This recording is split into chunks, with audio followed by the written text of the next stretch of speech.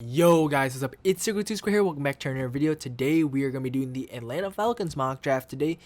And if before we get started, wouldn't you like to hit that like button? Wouldn't you like to comment what you've thought about the mock drafts already? Wouldn't you like to hit subscribe? Wouldn't you like to smash that bell to be notified when I upload next, which is almost every day now for 2 times a day? What? That's not going to last though. But let's get right into the picks. Okay, so we have seen 3 quarterbacks go off the board, but now we're going to see the 4th one. We take Trey Lance, quarterback from North Dakota State. Blah. But we take the 4th best quarterback, in my opinion. Is more like 3B than 4th. I think Mac Jones is the 4th. We'll see where he goes a little bit later. But I think that Trey Lance has got a lot of good upside to him. He's got the legs, he's got the arm, but it's about the accuracy and his footwork and everything that the minor details for Trey Lance that are really going to define what he does in his career. He's got Matt Ryan, he's got Arthur Smith in this scenario to help him develop. Matt Ryan's been in this league for 10 plus years. He's learned so much. He's been through so much trial, tribulation, success. And learning from a guy like that is going to be very helpful for a young quarterback who Lance is like 20, 21 at this point. He's young, he's impressionable, and I think that fitting this scheme more to a run orientated, adding a lot of read option for at least Lance is going to be promising for him. I think that for him to be able to use his legs is going to be the best possible way, because obviously escaping the pocket and being mobile is kind of the way in the NFL right now, and that's why some people like him over Fields, but then Fields is also very athletic as well. But then compared to like a Trevor Lawrence, stuff like that, there's a lot of what ifs with the quarterbacks. If they develop, what can they do? If he can run, be mobile, do that. But Lance, just take a quarterback. Just think about the future a little bit, because Matt Ryan's not going to be here forever. So with their 2nd round pick here at 35, they will be selecting edge rusher Jason Oweh. He's got the combine. He's got the combine to talk the talk here. He didn't have a lot of production at Penn State, obviously in the sack department, only getting 7 sacks, I think, overall. I don't think I read that right, but it might be overall. But he's got such good upside to him, like being able to develop, because obviously the Falcons, they can be in win now mode, but obviously they have Dean Pease, which is going to bring, I think, a 3-4 like he did with Tennessee and Baltimore. And Oweh fits perfectly out there. They have Dante Fowler, but they didn't have another edge rusher beside him. And now you have Oweh, he's pretty good in the run game, but obviously not in the pass game. He hasn't developed those traits yet. But a guy like Dante Fowler, a great edge rusher there to give him some moves, teach him a little bit. Fowler's been in the league for what? For 6-7 years now? It feels like 6-7 years. Fuck. But getting a young guy who's impressionable, again, building around Trey Lance, building around a young defense now, is going to be the move here for the Falcons as they move forward. So with their 3rd round pick at 68, the Falcons select their traffic copter, and Andre Sis here from Syracuse. I think he dealt with an injury this year, and he was one of the better defenders on a bad Syracuse defense, but he's got a lot of range to him. 2 high, cover 3, not really single high, but like he can be there, he can do some things there. He's really the leader on that Syracuse defense, and he's going to bring a lot to your defense. Obviously, you don't have a lot of safeties. You've let Keanu Neal walk in free agency. You lost, I think it's Ricardo Allen. I think that was his name. And then you don't have DeMonte Casey, I think. I don't remember where he went. I don't know if he even went anywhere. He might still be on the team, but there's not a lot there at safety. And just taking a guy to be there for 4 or 5 years as your team develops is going to be great.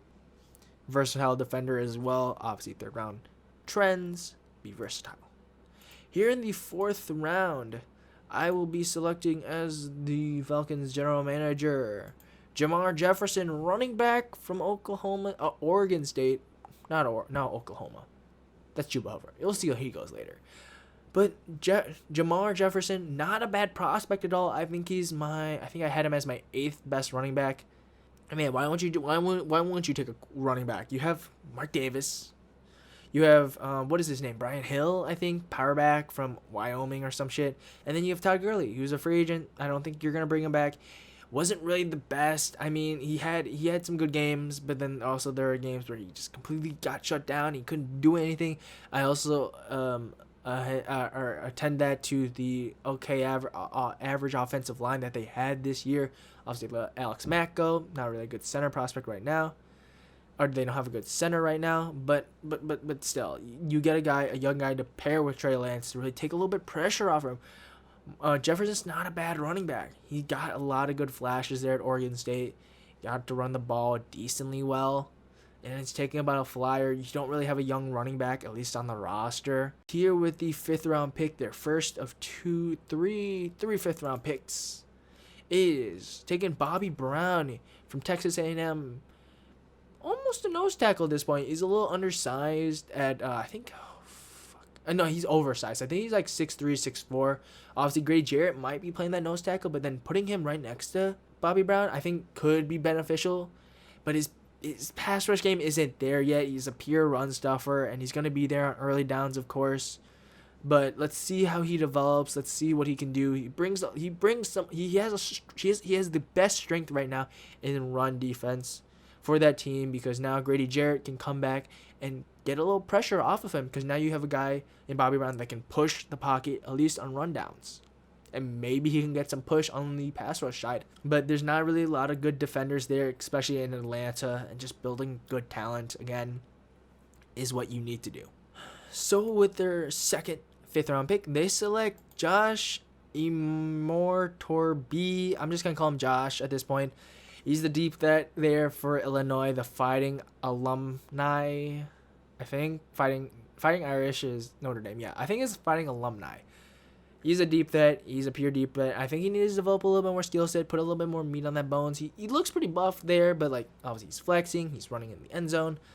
Just put a little bit more time and space on him. He's got inconsistent hands. When I was watching some of his tape, he can make some great catches, especially deep, but being consistent, being good in the medium and short is going to where he can kind of fit, because they have Calvin Ridley, a great deep threat there as well. He can do it all over. And then obviously learning from a guy like Julio Jones, where he's been at the top of his talent and top of his game.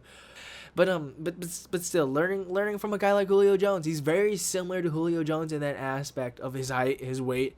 I think his speed too, but this man's got some fucking vertical to him too. He's gonna be, if he develops well and just gets consistent hands, he's gonna be so good. Just on the upside of things, he's got that potential to be Julio Jones 2.0, but not actually Julio Jones. So with the last 5th round pick here, the Falcons will be selecting Will Fries, offensive guard here from Penn State. He was a 3-year starter, I'm pretty sure, either that or a 2-year. I don't quite remember. I'm getting confused with the other Penn State guard. But Fries, obviously just depth at this position. Don't really have anything at left guard, so maybe he can be a plug-and-play starter, but I think you have James Carpenter. Don't quote me on that, but just a spot starter, maybe just a guy who's got a little bit of a higher floor than some other prospects, but a low ceiling at that point. Just versatile. I mean, I think he can play tackle too. I don't think he's fast enough to play tackle, but I mean, he might. Here at the top of the 6th round, we'll be selecting at 188, Mr. Anthony Hines. He is going to be a great special teams player right off the bat, as you do with most linebackers. You take in the 6th and 7th rounds here.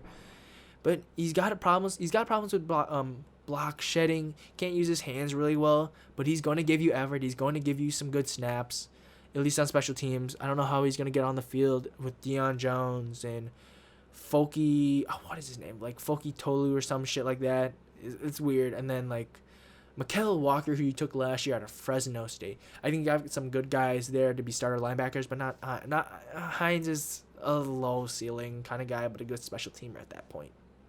And honestly, I can't think of a lot of their depth, at least in Atlanta, and just getting him a depth role would be fine. Special teams. So with their last pick here in the 6th round, you know who they're taking? The Falcons are taking Oja Griffin, cornerback from USC. A little bit of an injury-riddled cornerback, but again, same thing like Caleb Farley. Anyone can get injured at any time, and right now, he's got a lot of scrappiness to him. You can play that nickel role if you really need him to. You do have, what's his name? Sheffield from Ohio State. He's been okay coming off his 2nd or 3rd year. You now have, who's that cornerback? AJ Terrell. Yeah, up and down rookie season. I mean, grabbing a guy like Griffin who can play the slot, maybe play a little bit outside. He's got a lot of good hips. He's got some good mobility to him, at least in press man. That's where he strives, and also he does a little. He's not bad in zone either. He's not bad. He does get handsy though, so that's gonna be the problem with him. To keep his hands off, maybe get some pass interference. A lot of pass interference calls early in his career, but let's see how he settles down. And he's not scared of tackling. He's a willing tackler that's going to bring you some great, especially on special teams where probably will start off. So that is the end of the video here. I hope you guys liked the Atlanta Falcons 7-round mock draft here. Leaning a little more towards the future than right now. I don't think that they have a lot of window to win, especially with Tampa Bay being such a dominant force that they are in the South. But it's a long term, it's a future, of course, and building towards that. So if you like this video, hit that like button. If you want to comment your favorite pick. And if you like my content, subscribe. And smash that notification bell if you want to be part of the notification squad. And know when I upload tomorrow. Because I will be uploading the Bengals mock draft. My name has been Circle 2 Square. I will see you in the next video. Peace out. Bye.